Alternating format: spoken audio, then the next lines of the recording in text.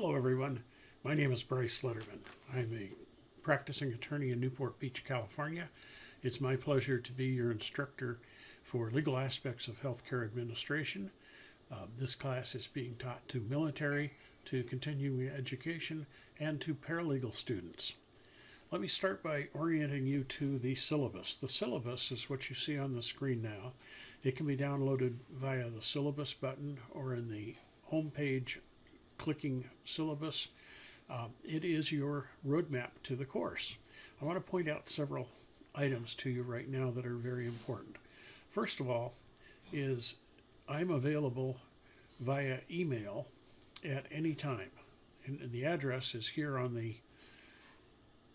syllabus. If you will send me a message, I promise to return your email response within 2 business days. However, I check my emails frequently, and therefore you may get a response very quickly from me. I usually try to answer all inquiries within a couple of hours. The next thing I want to point out to you is that the edition for this class of Legal Aspects of Healthcare Administration by George Podskar is the 13th edition. Prior editions will not work. Prior editions have different chapter order and different cases cited, and so you will need the 13th edition. You do not need codes, however. The Department of Education requirements for an online class are different than correspondence classes. Online classes require active participation. What does active participation? Active participation starts with the first week and requirements that students finish the student contract, the orientation, and Chapter 1 Hospitals Through the Ages quizzes. So that's essentially a contract and 2 quizzes. The orientation quiz can be taken as many times as you like. I would take it until you get 100%. Also required in the first 2 weeks are 2 discussion forums postings. The first is your introduction. That's just tell us a little bit about yourself. If you have a picture you'd like to post, that always helps in online classes for students to get familiar with each other and build a little better community than just blanks.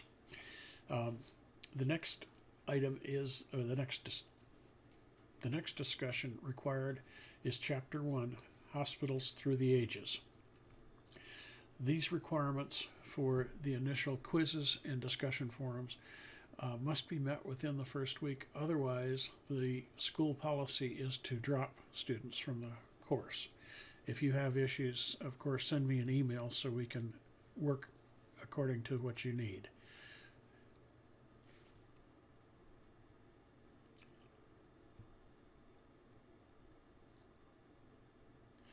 If you have issues, of course, email me so I can assist you. The second requirement for participation after the first week is that students remain active by participating at least within every 2-week period. This 8-week course requires that there be continual contribution. The second week, you need to be completed with the second chapter, and then from then on, each chapter assignment is due 2 weeks after it's been assigned. In the case of the Chapter 2, Government Law and Ethics, you'll see that the assignment is made week 1 on June 11th when the class starts, but the due date for Chapter 2 is Sunday, June 24th, 2018. I do leave these hard dates open 1 extra day during the course, except for the last week when there is a hard close of October 5th. You'll notice for Chapter 3, it's assigned on June 18th, and also Chapter 4, and they both close on July 1st, 2 weeks later. Going through the syllabus, you can see we're covering about 2 chapters a week. I encourage you to work ahead if you would like. One of the techniques when you are not going to be able to participate through via internet connection because of downtime or deployment or suspension of internet for any period, is go ahead and read the assigned chapter or chapters and prepare your discussion in a text program such as Word. Then when you do regain access to the internet, you can go to each of the chapters you've prepared postings for, simply copy from your text and paste into the discussion. Quizzes for each chapter consist of 10 questions randomly drawn from a pool of anywhere from 25 to 35 questions. What that means is that you take a quiz and you will see 10 randomly selected questions from the pool for that chapter. These questions are the very same pools of questions from which I draw the midterm and the final exams. So my suggestion is when you take a quiz, print the 10 questions after you're done so that you can use them for chapter review. Also, please note that each quiz can be taken 2 times. Even if you have a perfect score the first time, you may want to take it a second time so that you get another 10 questions and answers for review purposes.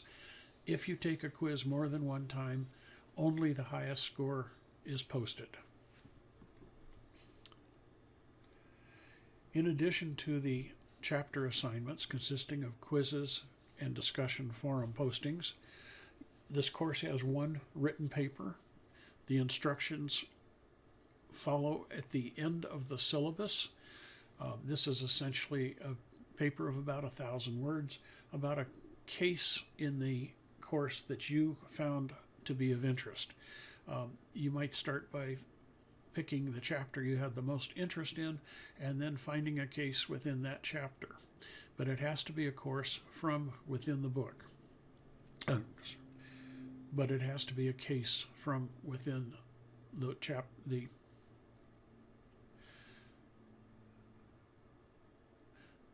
the topic has to be on any case in the book, even unassigned chapter. So if you are reading an unassigned chapter and find a case of interest, certainly you can.